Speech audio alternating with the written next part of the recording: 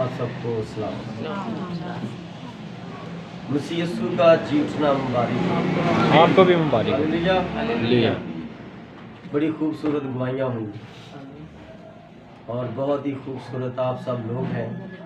और मैं चाहता हूँ कि आपको मालूम है कि गुलदस्ता किस तरह बनाया जाता है।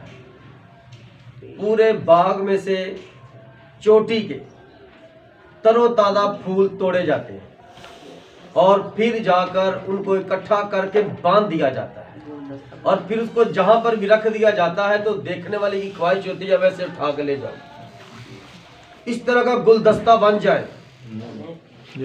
और गुलदस्ता आपको पता है छोटा सा गुलदस्ता कितना होता है? वो इतनी बड़ी मजलिस में सिर्फ और सिर्फ एक दुल्हन के पास होता है। इतनी बड़ी मजलिस होती है, कितनी दुनिया इकट्ठी होती है और सबकी नजर दुल्हन के हाथ में होती है। इसने पकड़ा क्या? आप दुल्हन हो और आपके हाथ में ऐसा गुलदस्ता हो, ऐसा गीतों का गुलदस्ता, ऐसा मुकाशों का गुलदस्ता, ऐसा कलाम का गुलदस्ता, ऐसा गवाहियों का गुलदस्ता कि हर कोई आपसे पूछे ये एक फूल दे दो, एक गवाही आज हमें दे दो, आज एक हवाला ही तेरे मुंह से मैं सुन लूं, तो मेरे लिए यही कहा। Hallelujah, hallelujah, hallelujah, hallelujah. आज हम बड़ी आज की सारी के साथ खुदा के बड़े शुक्रगुजार हैं कि आज सबों ने बहुत अच्छा गाया। मैं आपसे रिक्वेस्ट करता हूं भाई होने के नाते कि जितने भी यहाँ पढ़े लिखे लोग हैं उनसे रिक्वेस्ट है कि 150 ज़बूर आपको सारी जिंदगी आना चाहिए, 150 ज़बूर आना चाहिए, गाना चाहिए। आमीन। और उसके बाद मैसी के गीत और पुराने से पुराने और नए से नए चोटी के गीत आपके अंदर हों, जिनको गा के आपको बरकत मिले और आपके गाने से दूसरों को बरकत मिले। इस तरह मैंने पहले भी आपसे रिक्वेस्ट की थी कि मैंने आपसे 150 ज़बूर सुनने हैं अलग-अलग, तो वो वक्त बस थोड़ा सा करीब ही है। मैं आपको वार्न कर रहा हूँ, फिर अपने आप को तैयार रखिएगा। Hallelujah, hallelujah. कितने बजे चर्च शुरू हुआ? 10:30। एक चर्च 10:30 शुरू हुआ और एक चर्च 11:30 शुरू हुआ। 10:30 11:30 और एक चर्च कितने बजे शुरू हुआ? अभी क्या टाइम हुआ है? 3 चर्च होते हैं हमारे चर्च में। कितने चर्च होते हैं? हालेलुया, क्या बात है। आज यहाँ पर 3 चर्च हो रहे हैं, बहुत तरक्की होगी। खुदा सबको बरकत दे।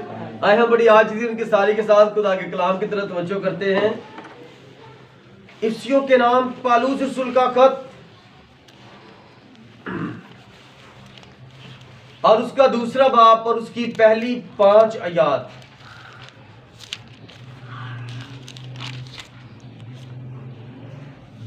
क्या सबने निकाल लिया? आमीन, हालेलुया, हालेलुया। क्या रिकॉर्डिंग चल रही है? आमीन।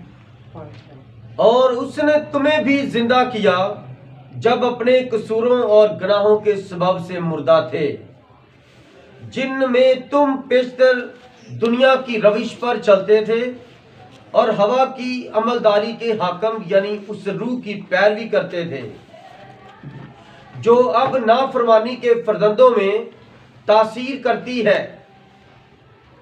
उनमें हम भी सब के सब पहले अपने जिस्म की ख्वाहिशों में जिंदगी गुजारते और जिस्म और अकल के इरादे पूरे करते थे और दूसरों की मानित तबई तौर पर गजब के फर्जंद थे। मगर खुदा ने अपने रहम की दौलत से उस बड़ी मोहब्बत के सबब से जो उसने हमसे की, जब कसूरों के सबब से मुर्दा ही थे तो हमको मसीह के साथ जिंदा किया। यानी ब्रैकेट में खुदूते वदानित में लिखे तुमको फजल ही से निजात मिली है। खुदावंद के जिंदा पाक कलाम का पढ़ा और सुना जाना हम सब उनके लिए बाइस से बरकत है। सब तशरीफ रखें। इस किताब मुकद्दस के लिए ब्रदर जी ने नबी ने एक अनवान रखा था, खुदा जो रहम करने में गनी है खुदा जो रहम करने में गनी है। और ये हवाला कहां से ब्रदर जी ने लिया है? चौथी आयत, मगर खुदा ने अपने रहम की दौलत से, खुदा जो रहम करने में गनी है। हालेलुया।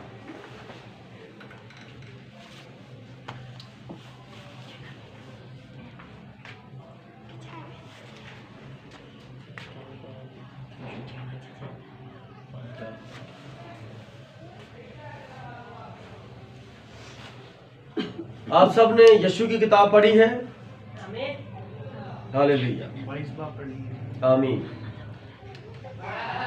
अब यीशु की किताब और इफ्सियों का खत एक ही किताब है। आमीन। दोनों छुटकारे की किताबें। हालेलुया। इफ्सियों का खत और यीशु की किताब, ये छुटकारे की किताब है। और छुटकारा क्या है? किसी चीज से जान छुड़ाना, किसी चीज से निजात पाना और किसी परेशानी से अपने आप को बचा लेना, उसे खैर बात कह देना। हालेलुया।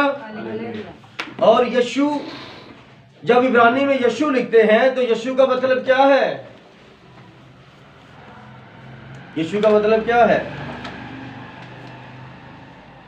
यहोवा निजात देने वाला है। आमीन। और यीशु का मतलब क्या है? यहोवा निजात देने वाला। आमीन। यीशु और यीशु। अब हुक्म हुआ था मूसा को, हुक्म हुआ था मूसा को, हुक्म हुआ था कि तू बनी इस्राएल को शरीयत दे मेरे वसीला से, और इस शरीयत पर पैरवी करके वो उनको उस मुकद्दस सरजमीन पर ले जाएगा। लेकिन मूसा उनको नहीं लेकर गया। मूसा रास्ते में ही रह गया। तो लेके तो मूसा ने जाना था, तो मूसा तो नहीं लेकर गया, तो आगे कौन लेकर गया? दरिया पार किसने करवाया? यरदन का यीशु ने। हालेलुया। आज भी नबी ने एक साइड पे ब्रदर ब्राह्मण को रखो, एक साइड पे मूसा को रखो, इनका मुआवजा करते हैं आज। हालेलुया। अब मूसा के पास पैगाम था बनी इस्राएल के लिए, और नबी के पास पैगाम है रूहानी इस्राएल के लिए। आमीन। आमीन। नबी ने खुदा की मदद से, उसके हुक्म से, उसके इख्तियार से बनी इस्राएल को और गैर कौमों की मिली जुली एक भीड़ को, एक ग्रोह को उस गुलामी के घर से निकाला जो 400 साल से मिस्र में गुलाम थे। और इधर हम देखते हैं नबी जो ब्रदर ब्रानम 20वीं सदी का नबी है। कितनी सदी का? 20वीं सदी।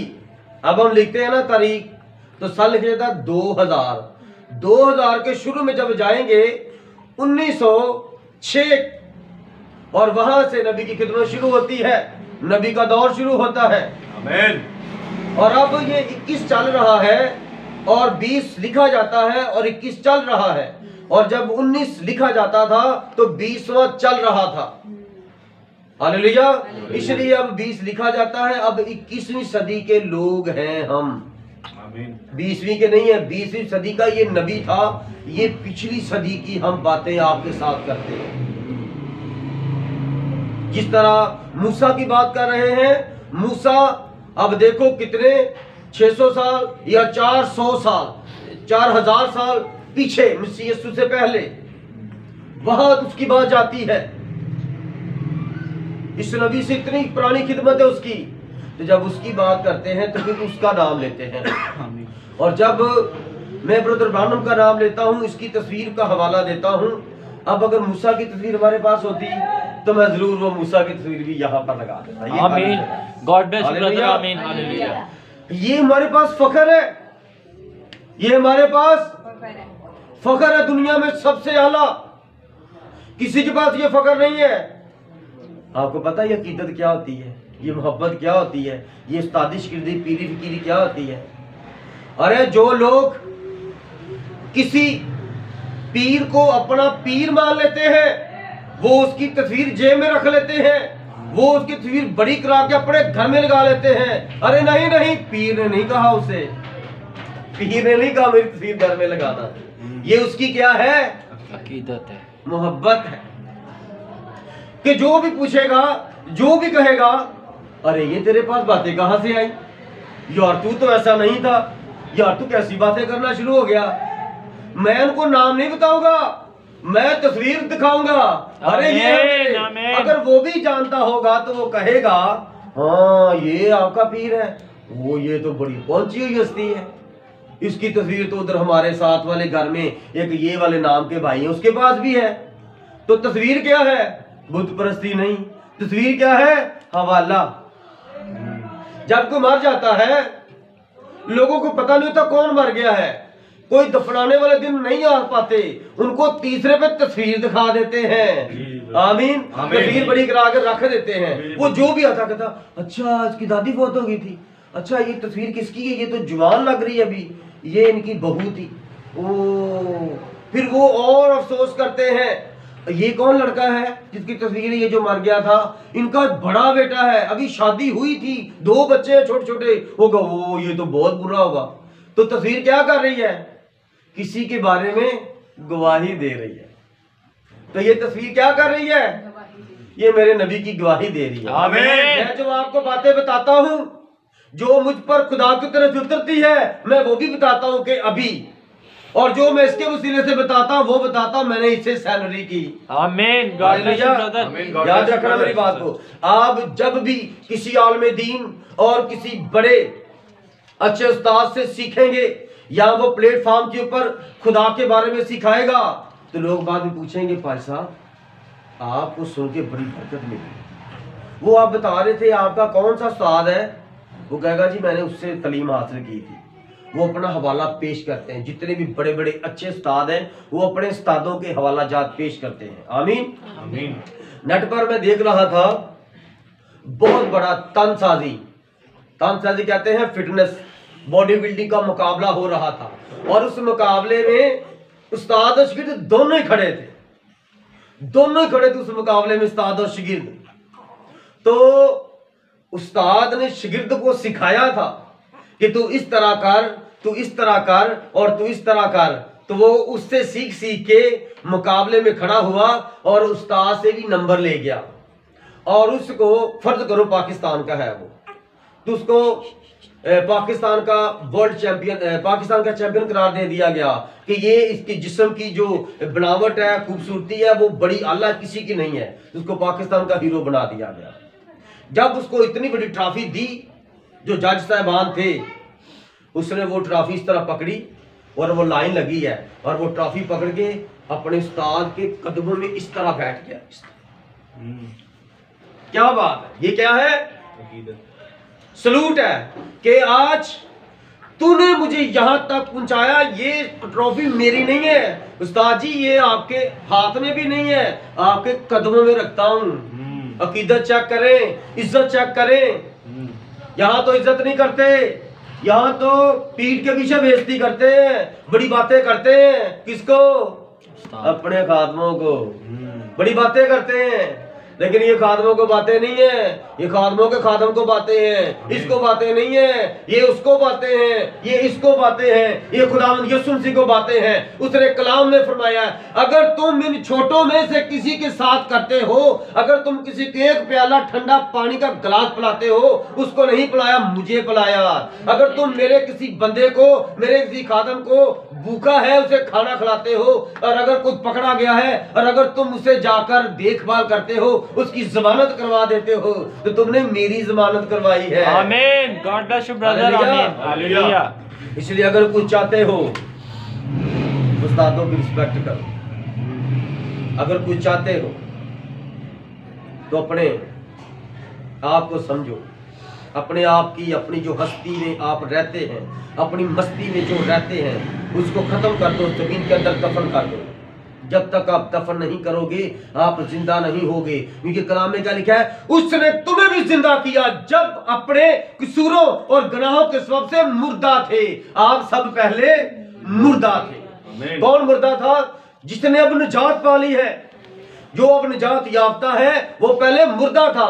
अरे पास्टर जी वो कैसे मुर्दा था? वो तो पहले खाता था, पीता था, देखता था, कारोबार करता था, और जब से खिदमत का कारोबार नहीं करता, अब तो कोई और काम करता, वो खुदा का अपने बाप का काम करता है, तो पहले मुर्दा कैसे हुआ? अरे भाई मेरे खुदा यीशु मसीह ने अपने कलाम में फरमाया है, क्या फरमाया पास्टर जी? खुदा यीशु ने फरमाया है, तुम मेरे पीछे आ जाओ और मुर्दों को अपने मुर्दे, आमीन। मुर्दे जिंदा भी है, मुर्दे मरते भी है, और मरते मुर्दे को दूसरे मुर्दे दफनाते भी है। Hallelujah, hallelujah.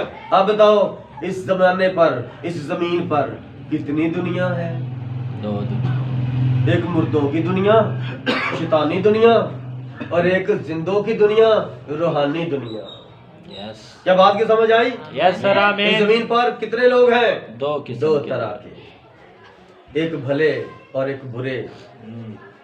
Hallelujah, hallelujah. अगर आप कहते हैं कि मैं भला हूं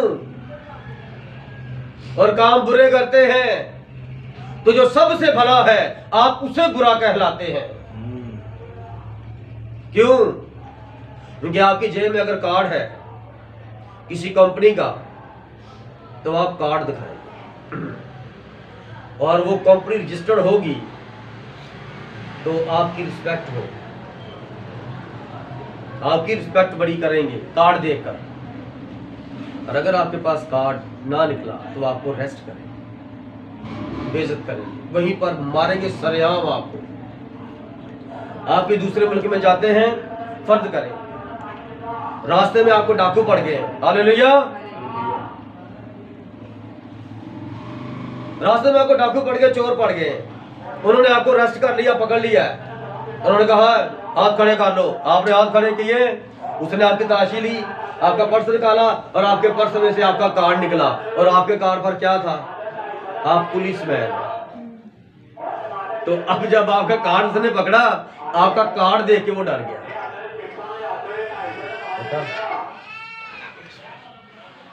सब एक दूसरे की तरफ देख के डर गए।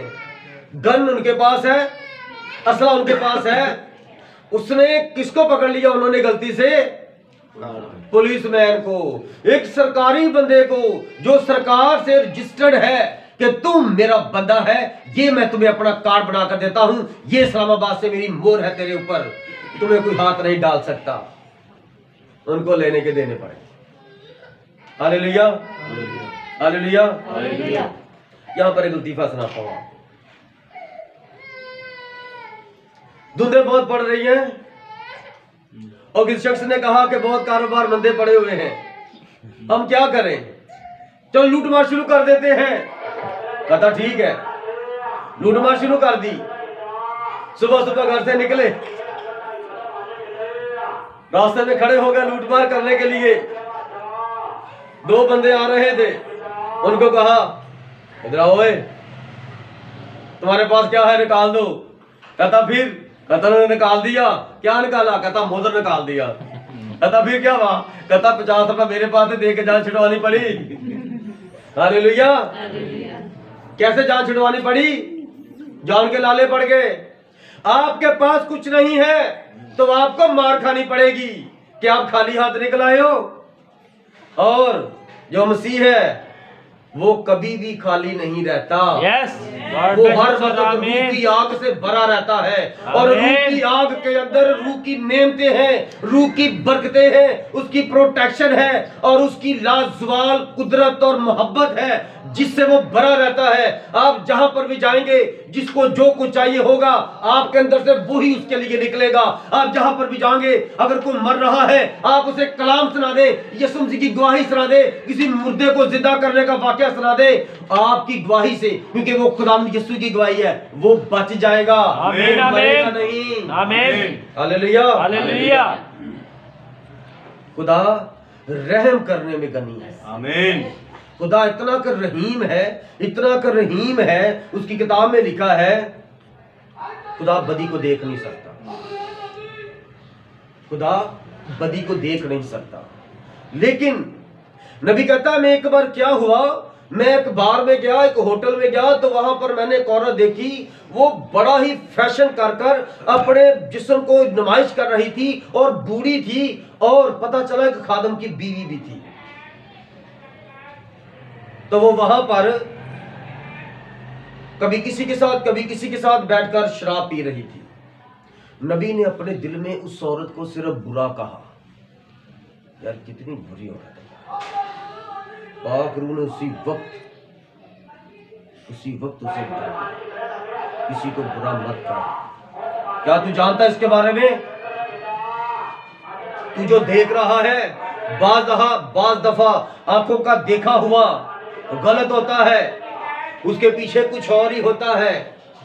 कहता है मैंने रंगे हाथों पकड़ लिया, कोई बात नहीं, पकड़ लिया, आपको क्या पता, मैं तो उसको बचाने लगा था, मेरे हाथों में वो मर गया था, आपने कहा मैंने मारा है। ऐसे नहीं होता। वक्त लम्हात जज्बात बदल जाते हैं, लेकिन आप ठहरे रहें, आप कमजोर ना पड़े। हालेलुया। पाक रूह ने उससे बताया उसके बारे में, ऐसा मत कह। नबी कहता मैं उस औरत के पास गया, मैंने उससे बात की, उसने मुझे बताया मेरा मियाँ खादम था और वो ठीक नहीं था, वो इस तरह की काम करता था और मैं इस वजह से बदजन होगी कि ये अपने को खादम भी कहता है और बुरे काम करता है, तो ये मुझे कैसे बचा सकता है। इस तरह वो भी बुरे कामों में पड़ गई। तो नबी ने कहा कि बहन खुदा आपको बरकत दे, मैं आपके लिए दुआ करना चाहता हूँ। नबी उसको लेकर थोड़ा सा साइड पर हटा जहाँ कोई नहीं था, तो नबी ने उसके औरत के लिए दुआ की और पाक रूह ने उसे माफ कर दिया। आमीन। कितनी देर लगी जिंदगी बचाने में, वो औरत कितनी बुरी थी, लेकिन खुदा ने अपने नबी को वहां पर खड़ा किया और उसने सिर्फ खुदा के बारे में उसको पैगाम दिया, उसकी जिंदगी बदल गई। और पाक रूह ने वहां पर आकर तस्दीक की कि मैंने इसे माफ कर दिया, इसको बता दे, इसकी जिंदगी बदल गई है। इसलिए जो मसीह है वो खाली नहीं रहता, वो भरा रहता है खुदा के असले से, खुदा के बरूद से, उसकी मुकद्दस जलाली आग से। वो आग जो बसम कर देती है, वो आग जो जिंदगियां बदल कर रख देती है, वो आग जो जिसको लग जाती है उसे तो लगी होती है, अगले को नजर नहीं आती। ये पाक रूह की आग है। हालेलुया। और आप इस आग को मांगे कि ये सिर्फ मुझे लगे, किसी को नजर ना आए, बस मैं इसमें जलता रहूं, मैं इसमें जलता रहूं और खुदा की मोहब्बत से अपने आप को भरता रहूं। हालेलुया। और उसने तुम्हें भी जिंदा किया, तुम्हें भी, यानी कि ऊपर जो लोग थे उनको भी उसने जिंदा किया, और उसने तुम्हें भी किया, उसने तुम्हें भी किया, उसने तुम्हें भी किया। अल्लाह फरमाता उसने तुम्हें भी जिंदा किया जब तुम अपने कसूरों और गुनाहों के सबब से मुर्दा थे। अब आप अपने अपने गुनाह याद करो, जो जितने भी निजात याफ्ता है यहाँ पर, वो अपने अपने गुनाहों को याद करें, उन्होंने कौन कौन से गुनाह किए। कलाम फरमाता है खुदा जो रहम करने में गनी है, खुदा माफ करता है। खुदा अपने मुंह से कलाम को निकाल कर आपकी माफी से, सच्ची तौबा से अपना कलाम वापस ले लेता है। हालांकि कलाम मुकद्दस में लिखा है खुदा का कलाम बेतसीर वापस नहीं लौटता। अगर कह दिया खुदा ने ऐ यूना नैनवा में मुनादी कर, यूना को भेजा इधर, वो चला गया इधर, क्या हुआ? उसने कहा मेरी वजह से मैंने खुदा की नाफरमानी की है, ये मेरी वजह से आपको जान परेशानी में है, मुझे फेंक दो पानी में। खुदा की भी मैं जो गलती की है उसकी भी मेरी माफी हो जाएगी और आपकी भी माफी, आपको जिंदगी मिल जाएगी। उन्होंने कहा यार देख लो तुम क्या कर। उसने कहा मैं खुदा का नबी हूँ, मैंने खुदा के खिलाफ गुनाह किया, उसने मुझे भेजा था इधर नैनवा, मैं तुरंत जा रहा हूँ। जैसे उसको भेजा, पानी में फेंका, खुदा ने उसको मरने भी दिया, उसके अंदर खुदा का कलाम पड़ा हुआ था, एक मैसेज पड़ा हुआ था नैनवा के बचाव के लिए। तो इस नबी पर बड़े हादसे हुए, टिशुन बड़ी गोलियां चली हैं, बड़ा मारने की कोशिश की गई है। नबी ने कहा खुदा मेरे साथ है, आमीन। मुझे नहीं कोई मार सकता यस। जब तक उसने मुझसे अपना काम ना ले लिया। आमीन। जब काम ले लिया, वो एलिया आया था, वो भी आग में ऊपर चला गया, ये एलिया आया तो ये भी आग में ऊपर चला गया। आमीन। लेकिन आग फर्क थी। वो घोड़ों वाली आग पे आया था, आतिशी रथ थे, उस दौर में आतिशी रथ और इस दौर में कार। हालेलुया। वो भी चार पहिए जी जी, और ये भी चार। आमीन। मेरी बात की समझ आ रही है? आमीन। जमाने के साथ साथ हालात बदल जाते हैं, हालात के साथ साथ चीजें बदल जाती हैं। आमीन। इसलिए आज अगर को कहे, ये कहाँ लिखा, मोबाइल बाकला में लिखा है, आप जो मोबाइल पैसा चलाते हैं, हमें कहते हैं ऐसा ना करो, वैसा ना करो, ये ना करो। आपके पास इतना बड़ा मोबाइल है, ये कहाँ पे लिखा मोबाइल आप चला सकते हैं, मोबाइल आप देख सकते हैं, मोबाइल से फिल्म बना सकते हैं अपनी और नेट पे डाल सकते हैं, ये क्या लिखा है? कह सकते हैं। लेकिन बात यह है कि इस मोबाइल से क्या हो रहा है, खुदा का कलाम जलाल पा रहा है। और ये मोबाइल आज है, नूह के ज़माने में भी मोबाइल थे, पता है आपको? नूह के ज़माने में मोबाइल थे, डिश थे, इसी तरह की ये शान शौकत थी, इसी तरह की तरक्की थी, डिजिटल हर सिस्टम था जैसा आज है। कैसे? क्योंकि यसू ने कलाम में बता दिया है, जिस तरह नूह के ज़माने में हुआ अब भी वैसा ही होगा, तब मैं आऊंगा। पहले भी मैं तब पानी मैंने भेजा था जब लोगों ने मेरी बात नहीं मानी, अब भी मैं तब आऊंगा जब मेरी बात नहीं मानूंगी। नबी को नबी मानता है, आमीन, नबी की को बातों को मानता है, आमीन, ये पिलर ऑफ फायर ये मानता है? कोई नहीं मानता, नहीं ना मान रहे। इसको नबी ना मानने की गलती, इसकी खिदमत को ना मानने की गलती की वजह से कोरोना वायरस आया। याद रखना मेरी बात को, क्या आया? Corona virus. और कोरोना वायरस की नबूवत किसने की थी? नबी इसी नबी ने नबूवत की थी। आमीन। और जब वो कोरोना वायरस आया था, उस दौरान जो मैसेज मैंने दिए थे, मैं जानबूझकर बार बार आपको ये हवाले देता होता था, शायद आपको याद हो आमीन, कि नबी ने नबूवत की है। आमीन। आमीन। और उस दौरान जब मैं बीमार हुआ था तो मुझे जबरदस्ती भाई फिर पुप्पो का बेटा क्या नाम मकसूद, वो जबरदस्ती डॉक्टर के पास लेकर गए हैं। मुस्लिम डॉक्टर था, तो वहां पर बैठे बात हो रही थी ये बीमारी के मुताल्लिक। तो मैं उसे चेक करवाने के लिए गया हूँ, तो मैं कह रहा हूँ उसे, डॉक्टर साहब आपको पता है कि ये जो कोरोना वायरस है ये ऐसे नहीं आया, ये नबी ने पहले बताया हुआ था। कहता हाँ जी जी जी पता वो तो है कोई नहीं। कहता हाँ जी सही कह रहे आप, ये जो कुछ हो रहा है क्या ये रुल कुदरत है, जिसके मुंह से हाँ करवा दे, जिसके मुंह से ना करवा दे। आमीन। हालेलुया। हालेलुया। लेकिन आप ठीक बात करें, आमीन। चाहे आप फंस जाए ठीक बात करके, लेकिन आपकी बात ठीक होनी चाहिए। आमीन। थाने में जाने का कसूल है, थाने वाले कहते हैं अगर आपने कह दिया ना नहीं तो नहीं, मार खाते रहो का नहीं, आपकी बख्शिश है। अगर आपने कहा ना हाँ मैंने किया है, तो फिर हाँ ही रखना, चाहे जो मर्जी हो जाए। अगर हाँ करके आपने ना किया तो 420 का पर्चा 1, और जो एलिगेशन लगा वो 2, और जो आगे लग जाएगा वो 3-4 हो जाएंगे। आप सच पर खड़े हैं तो सच ही बयान करें, सच के सिवा कुछ ना बयान करें, वरना आप मजीद से मजीद बदतर किस्म के फंस जाएंगे। हालेलुया। हालेलुया। कलाम कहता कि आप माजी में मुर्दा थे, तुम्हें भी जिंदा किया उसने, यानी खुदावंद पाकरू ने, खुदावंद यीशु ने तुम्हें भी जिंदा किया, हमें भी जिंदा किया। इस वजह से हमें ये पता चलता कि हम पहले मुर्दा थे। तो देखो हम मुर्दे थे और फिर भी हम जी रहे थे जिंदगी और खा पी रहे थे, लेकिन हमारे काम मुर्दों वाले थे। जिस तरह कब्रिस्तान में मुर्दे पड़े रहते हैं, हमारी जिंदगी इस तरह की थी। वहां पर क्या होता है, वहां पर कब्रिस्तान में क्या होती है, हर तरह की बदरूहें होती हैं, शैतान का वो मस्कन बना होता है। और जब हम मसीह में नहीं थे तो हम भी कब्रिस्तान की एक खुली कब्र थे, खुली कब्र थे कब्रिस्तान की, कि हम शरारतें करते, हमारे अंदर शैतान आता और वो अपनी मनमर्जी करता, और फिर वो जाकर उस खुली कब्र में लेट जाता जो हमारे नाम की। हालेलुया। हालेलुया। क्योंकि वो खुली कब्र हमारे लिए उसने तैयार की है, तो वहीं से वो निकलता और हम में आता और हम में अपने काम करके फिर उधर चला जाता और फिर हमें छोड़ देता। लेकिन जब हम हमारे अंदर आके शरारत करके निकल जाता है तो फंस कौन जाता है? हम फंस जाते हैं, क्योंकि शैतान नजर नहीं आता और हम नजर आ रहे हैं। मैं फंस जाऊंगा, मैं इस घर में चोरी करने आया तो इधर कैमरे लगे हैं, तो चोरी शैतान मुझसे करवा रहा है। इंसान चोरी नहीं कर सकता, उसको नहीं पता कैसे ऊपर चढ़ेंगे, कैसे मैं जाऊंगा, आगे लोग सोए होंगे, वो कैसे उसको पता चलेगा। मैं इस वक्त जाऊंगा किसी घर में तो लोग सोए होंगे, कैसे को कह सकता है यार तुम इस घर में कहाँ पैसे पड़े। अब एक घर में चारों माँ से चारों मोबाइल गायब हो, देखा ना शैतानी काम है ये। इसलिए आप लोग पहले मुर्दा थे और यीशु मसीह ने आपको जिंदा किया। कैसे? जैसे वो लादे की कब्र पर गया तो सारे मुर्दे थे।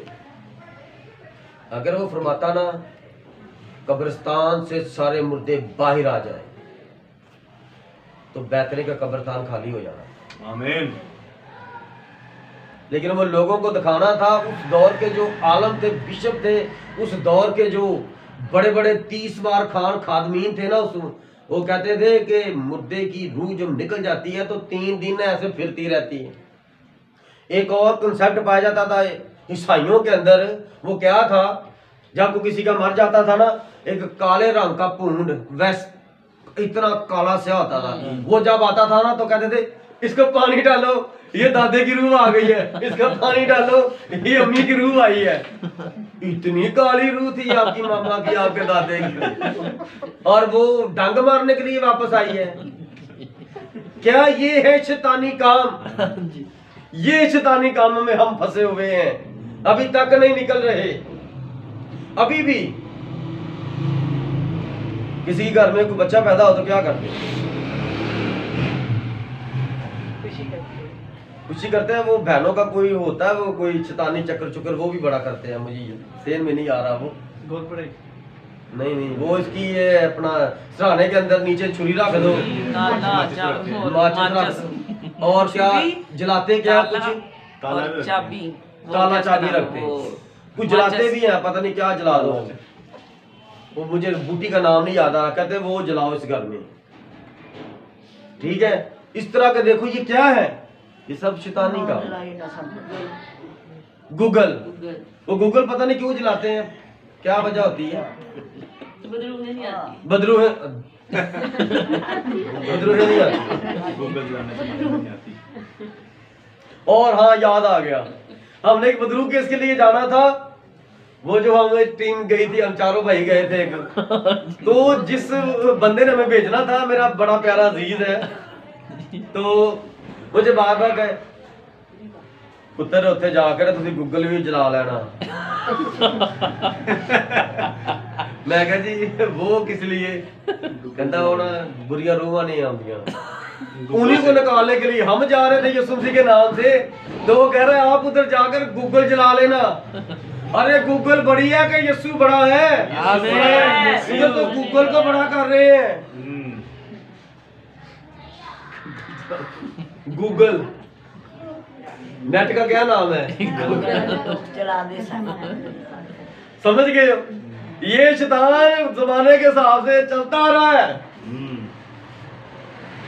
क्या कुछ चाहिए गूगल पर सर्च करो, जो भी चाहिए गूगल पर सर्च करो। गूगल पे क्या आएगा? जो तुम्हें बदरू चाहिए वो आ जाएगी। गूगल पर सर्च करो, जो आप खुदा के बारे में जानना चाहते हैं वो भी आपके पास आ जाएगा। ये बदरूहें क्या करती हैं? तुम्हें खुदा से मिलाती है। भाई साहब ये क्या कह रहे हैं? बदरूहें खुदा का काम करती हैं। यस, वो तुमसे गुनाह कराती हैं, खुदा तुम्हें माफ करता है। तुम अपने आप से कैसे माफी पा सकते हो? आप पैदा हुए हो, आप तो गुनाह कर ही नहीं सकते। बदरूहों ने तुमसे गुनाह करवाया, तुम गुनहगार बने, तुमने गुनाह किया, और वो निजात देकर वो निजात का बानी बनता है। आमीन। जब तक वो निजात, कैसे वो किसी को निजात देगा? यीशु का मतलब है निजात देने वाला, और वो कैसे किसी को निजात देगा? कोई गुनाह करेगा तो वो निजात देगा। तो खुदा ने ही अबलीस को कहा कि जा मेरे बंदे को, मेरी बेटी को, मेरे बच्चों को आजमा। वो आपको आजमाता है और आप फिर आजमाए जाते हैं। और बाद में आप कहते हैं बड़ा मजा आया है। शैतान तो पहले क्यों नहीं आया? ये काम में तो बड़ा मजा आ रहा है। एक चोरी की, दूसरी चोरी की, क्या बात है। पहले एक औरत थी, 2 हो गई, 3 हो गई, 4 हो गई। तूने तो पहले क्यों नहीं मुझे बताया? तूने तो मेरी आंख में क्या फिट कर दिया है। मैं जिसकी तरफ देखता हूँ वो मेरे पीछे लग जाती है औरत। क्या चक्कर है? आपको पता है ये भी बड़े टोड़ के शैतानी लिखा था उन्होंने।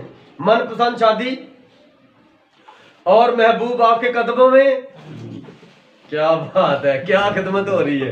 तो जो आजकल की जनरेशन है ना, वो कहती है पापा जी का नंबर नहीं दिखा था। अच्छा दोबारा ऐड आएगी तो वो नाम नंबर देखना। नंबर हेलो आप कौन जी? वो मैं किसी से रूठ गई हूँ, वो मुझसे रूठ गया, मैं उसको मनाना चाहती हूँ। मैं चाहती हूँ कि वो खुद मेरे पास आए। वो कहता आपको मेरे पास आने की जरूरत नहीं है, ये मेरा अकाउंट नंबर है, बस आप इसमें पैसे डालें और थोड़ी देर बाद आपको फोन आ जाएगा आपके मियाँ का, वो होने वाले मियाँ का, कि वो आपको मनाने के लिए आ रहा है। ये सब शैतानी काम है और खुदा इससे नफरत करता है। खुदा इन कामों से नफरत करता है। ये कौन से काम है? मुर्दा काम है। मौत से जिंदगी में आना, ये क्या है? तब्दीली है। आमीन। ये क्या है? तब्दीली है।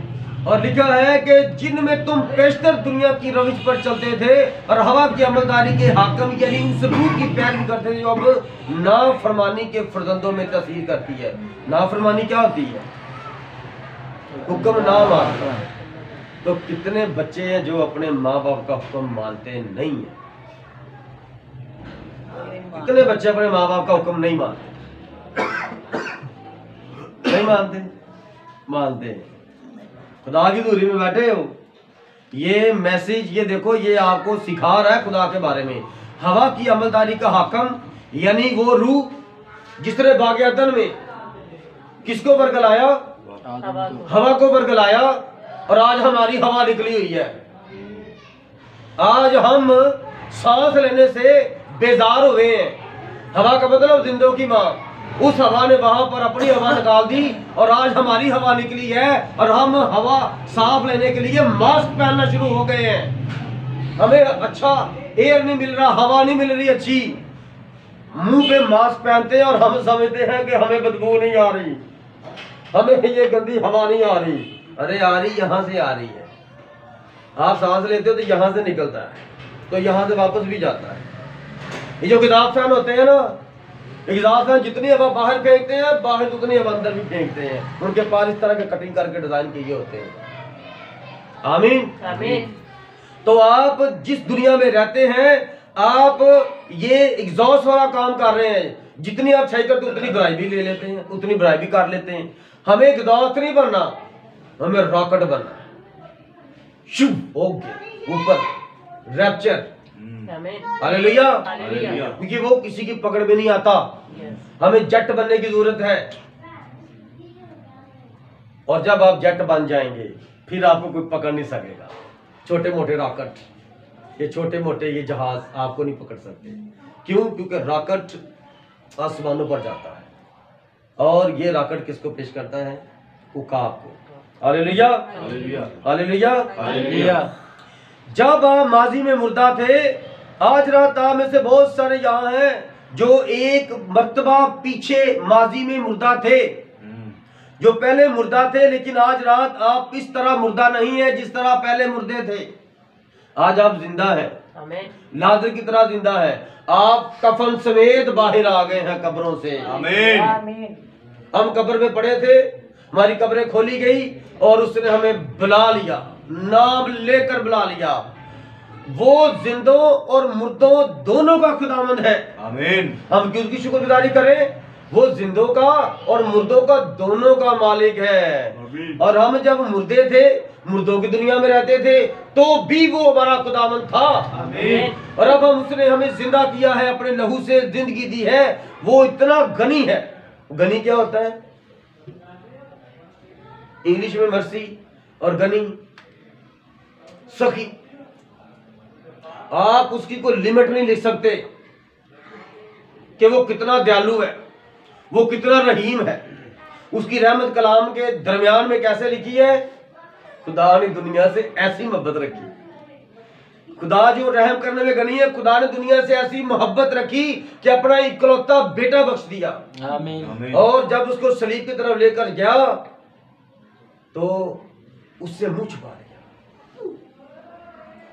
उससे मुंह छुपा लिया। यूरोप में किसी मुल्क के अंदर कोई ऐसी जगह है जहां पर एक पुल है और पुल एक वक्त जब बड़े शिप गुजरते हैं, बड़े पानी के जहाज गुजरते हैं, तो उसको इस तरह खोल दिया जाता है, वो इस तरह खुल जाता है और दोनों साइडों पे सिग्नल डाउन हो जाते हैं, रोड ब्लॉक हो जाते हैं, और जब वो पानी का जहाज गुजर जाता है तो उसको वापस इस तरह डाउन कर दिया जाता है, फिर उसके ऊपर से गाड़ियां चलना शुरू हो जाती हैं। मुझे याद नहीं है, लेकिन उस जहाज को उस पुल को जो उठाता था और डाउन करता था, अप डाउन करने की जिसकी ड्यूटी लगी थी, वो एक दिन अपना छोटा सा बच्चा साथ ले, अपना छोटा सा बच्चा साथ ले गया। खुदा की लाजवाब मोहब्बत और उसकी गनी होने की कुदरत को बयान कर रहा हूं आपके सामने। वो अपना बच्चा ले गया और पुल कितना बड़ा था, और उसको ऊपर उठाने का और नीचे करने का जो गियर सिस्टम था, वो कितने कितने बड़े गियर थे, आपकी सोच हो। हालेलुया। उसका बच्चा खेलता खेलता गियर सिस्टम वाले कमरे में चला, ठीक है। अब वो गियर इस तरह चल रहे थे तो बहुत बड़े बड़े थे, तो बच्चा उनको ना, अब बच्चों के आदत होती है कुछ चीज हिले या थोड़ा सा हिले इधर उधर, तो उसको पकड़ते हैं जाके, जैसे आग जल रही तो आग को पकड़ लेते हैं। हवा पंखा चल रहा है, एकदम से पहले बांधा चल गया तो वो कहते हैं कि कैसे चला, वो देखते हैं जाके, वो हाथ कटा लेते हैं, ठीक है। तो वो भी बच्चा था, उसने वो गियर सिस्टम की आवाज जब सुनी तो वो अंदर चला गया। अब वो बाहर था, उसने बाहर से वो ऑपरेट कर दिया और वो जहाज इस तरह ना वो आ रहा है और इस तरह उसको उसने ना खोलना था, वो आहिस्ता आहिस्ता खुलना शुरू हो गया। और साथ उसने अपने बच्चे को आवाज दी, फर्द करो जॉन, उसने कहा जॉन जॉन, तो वो दरवाजा खुलना शुरू हो गया, पुल उठना शुरू हो गया आहिस्ता आहिस्ता, तो अपने बच्चे को ढूंढना शुरू हो गया। और जब उसने अपने बच्चे को देखा तो एक दरवाजा अपना पुल इतना खुल गया और जहाज भी बिल्कुल ना यहाँ तक आ गया। अब उसको नीचे करता है तो जहाज स्पीड में था और नीचे कौन सी उसकी ब्रेकें लगी हैं, कोई रोड के ऊपर है कि वो बच जाएगा, ब्रेक लगा लेगा, वो तो पानी है, पानी में कौन सी ब्रेक लगेगी, उसने तो मार के तोड़ देना और क्या होगा, तबाह हो जाएगा, और बीच में जो 5-6 हजार लोग हैं वो मर जाएंगे। उसने 5-6 हजार लोगों को बचाने के लिए क्या किया, अपने बच्चे देखता रहा, अपने बच्चे का कीमा होते इस तरह देखता रहा। एक नजर उसकी बच्चे पर, एक नजर पुल पर, एक नजर बच्चे पर कि मेरा तड़पते जिगर, और एक तरफ वो देख रहा है ये 5-6 हजार लोग, और वो बेल बज रही है कि जल्दी खोलो, स्पीड बहुत तेज है, कंट्रोल नहीं हो रही, और ना ये होनी है क्योंकि पानी के ऊपर है हम। और उसकी आंखों में आंसू जम गए और वो इस तरह देखता रहा, और उसके सामने उसका बच्चा उस घेरों के अंदर कुचला गया, कीमा बन के निकल गया। क्या आप अपने बच्चे को इस तरह किसी के लिए कुर्बान कर सकते हैं? कर सकते हैं आप किसी अपने बच्चे को जो आपकी कोख से पैदा हुआ है बहनों, और जो आपके अंदर से निकला है भाइयों, क्या आप अपने बच्चे को जिसको बड़ा लाड प्यार किया, 4-5-6 साल उसको पाला संभाला, जब वो आपको इस तरह मारना शुरू हो गया, आपकी तरह एक्शन करना शुरू हो गया, आपके साथ आना जाना शुरू हो गया, क्या आप उस बच्चे को 600 लोगों को बचाने के लिए मार सकते हो? अपने सामने उसका कीमा करवा सकते हो? देखो उस खुदा को जिसने मरियम की कोख से अपने बच्चे को पैदा किया, अपने बदन को पैदा किया, और उसने मरियम का डीएनए, उसका खून भी नहीं लिया, और इसलिए उसने उसको अपनी मां नहीं कहा, और उसने दुनिया का गुनाह खत्म करने के लिए सलीब पर सबसे ऊंची जगह पर उसको खड़ा करके जला दिया अपनी आग से। और बेटे ने कहा, बाप तूने मुझे क्यों छोड़ दिया? इसलिए छोड़ दिया कि तुझ पर बाग़-ए-अदन का गुनाह है जो हर शख्स के दिल में नस्ल दर नस्ल खून में चलता आ रहा है, उसको खत्म करने के लिए मैंने अपना लहू तेरे अंदर बहाया है। इमानुएल की रगों से जो खून बहा है वो सलीब पर यीशु मसीह के जिस्म से बहा था।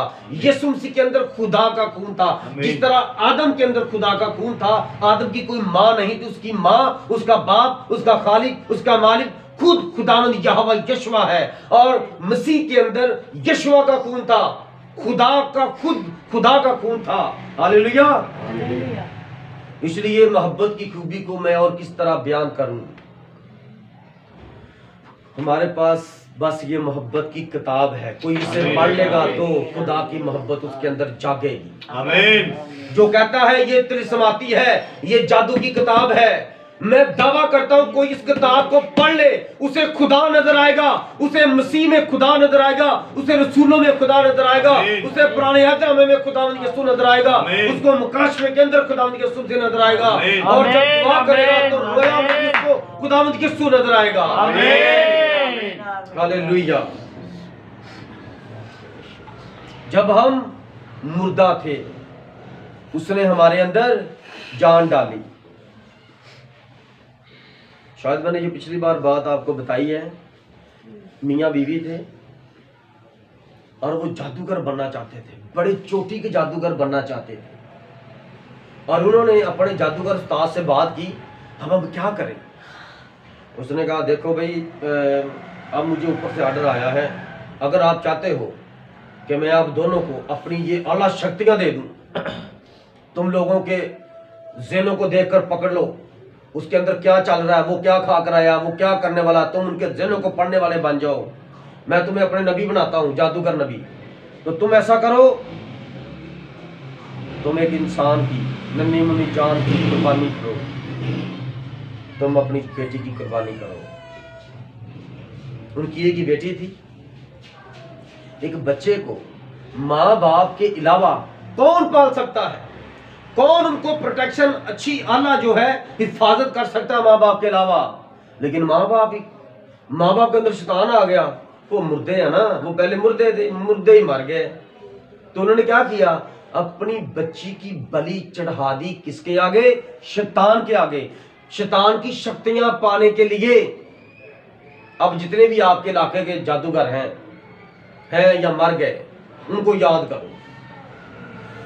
उनकी बीवी उनसे खुश नहीं थी, उनके बच्चे उनके खुश नहीं थे, उनसे कुछ नहीं थे। बस ये बाइबल की तालीम है, क्योंकि वो शैतान की शक्तियां पाने के लिए बीवी कुर्बान कर दी, बच्चे कुर्बान कर दिए, बेटियां कुर्बान कर दी, सब कुछ, किसी की तरफ ध्यान नहीं। बस उसने जुमेरात के जुमेरात बस कमरे में खबरदार कोई आए, चलो बाहर।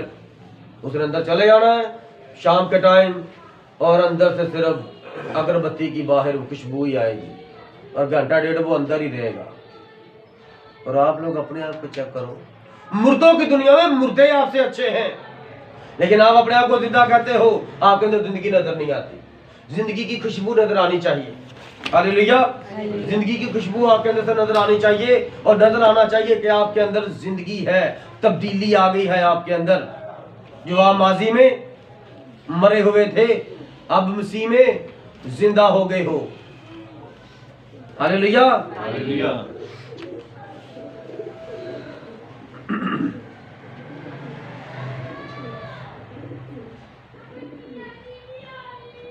अगर आप इब्तिदा में खुदा के ख्यालों में ना होते, खुदा के इरादा में ना होते, तो आप जमीन पर ना होते।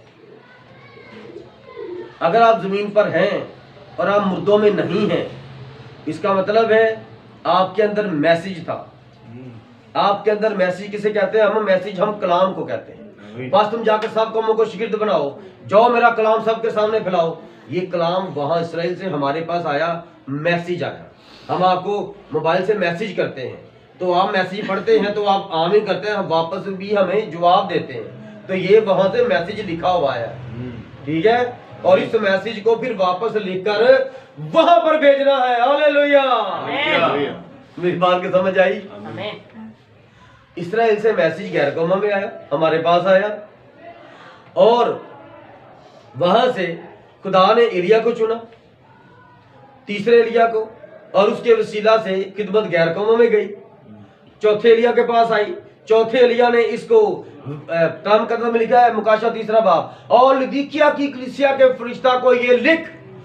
उसको जब ये पैगाम लिखा गया, उसने पैगाम ये लिख कर गैर कौमों को दे दिया, और गैर कौमों ने आमीन किया। और अब इसी खादम के वसीला से, इस चौथे एलिया के वसीला से ये पैगाम 5वें एलिया के पास जाएगा, जो इसराइल में बहाली का एलिया पैदा होगा। आमीन आमीन आमीन। ये क्या है? खुदा का निजाम है। खुदा इंसानों की वसीला से ये काम करता है।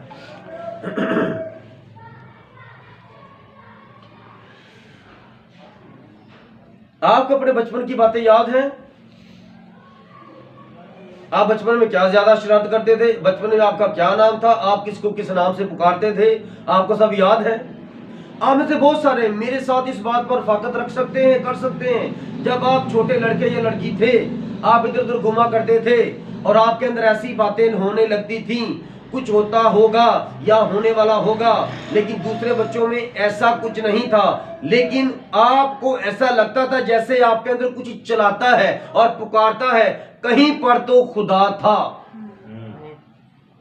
कहीं पर तो खुदा था। अगर आपके अंदर खुदा का बीज था तो वो बीज शुरू से ही फूटना चाह रहा था। आमीन। शुरू से ही फूटना चाह रहा था। और आप बच्चे होने के तब, जैसे आपको पता, मेरी बेटी इधर गाने के लिए आई तो मेरी बच्ची रो रही थी। जैसे अक्सर आपने देखा, मैं आज भी मेरे आंखों में आंसू प्रस्तुत करते हुए आ रहे थे और कलाम सुनाते हुए आंखों में आंसू आ जाते हैं। ये खुदा का एक मसा है, बड़ा अजीम मसा। मैं शुक्रगुजार हूँ, उसने मुझे ये दिया है। तो मेरी बेटी पर ये मसा ट्रांसफर हुआ। आमीन। वो प्रस्तुत कर रही है, वो प्रस्तुत से डर नहीं रही थी, बल्कि ये भाई गवाह है, इनके पास क्लिप पड़े हुए। वो घर में खुद प्रस्तुत कर करके तो कहती थी पापा मैं गाऊंगी, वो कहता था मैं गाऊंगा। वो प्रस्तुत करते थे घर में और उन्होंने गीत तैयार किया हुआ था। यहाँ पर उस पर मसा छाया और देखने वालों ने कहा बच्ची नर्वस हो गई। हालेलुया। तो ये उस पर मसा है। और जब वो आज भी दुआ करती है घर में, तो आपकी बाजी मेरी तरफ कहती है कि ये कैसे कैसे लफ्ज बोल रही है। तो ये क्या है? मसा। आमीन आमीन। God bless you sir. खुदावन गॉड ब्लेस मी। खुदावन तो मुझे पहले कहती थी खुदावन गॉड ब्लेस यू, मैंने कहा गॉड ब्लेस मी, खुदावन आपको बरकत दे। इंग्लिश का लफ्ज बोल रही है, किसने सिखाया? अभी तो स्कूल नहीं जाती, अभी तो माँ से पढ़ रही है। हालेलुया। और खुदावन तू मेरे पापा को पैसे दे, यहाँ तेरा खैमा बनाए, यहाँ तेरी दुल्हन इकट्ठी करे, आमीन आमीन आमीन। तू हमें मसा दे, हम तेरे कलाम को पढ़ें, तेरे हुजूर गाएं, तू हमें बड़ा कर, तू हमें, बच्चे मेरे कहते हैं खुदावन तू हमें बड़ा कर, हम तेरे चर्च आए और गीत गाएं। आमीन। मैं अपने पीछे पीछे दुआ नहीं करवा रहा उनको। तो नबी कहता है मैं आपके साथ मुत्तफिक हूँ, आप मेरे साथ इस बात पर इत्तेफाक कर सकते हैं। याद करें जब बचपन में कोई गीत गाता था, कोई खुदा के बारे में आपसे बातचीत करता था, तो आपकी दिमाग की जो नसें एकदम से स्टक हो जाती थी, एकदम से आप दूर ही चले जाते थे आप खुदा की तरफ। क्यों? क्योंकि आपके अंदर खुदा का बीज था, यस, रूह था खुदा का आपके अंदर, जो आपको ये सिखा रहा है बचपन से ही। इसी बात को दाऊद नबी कहता है,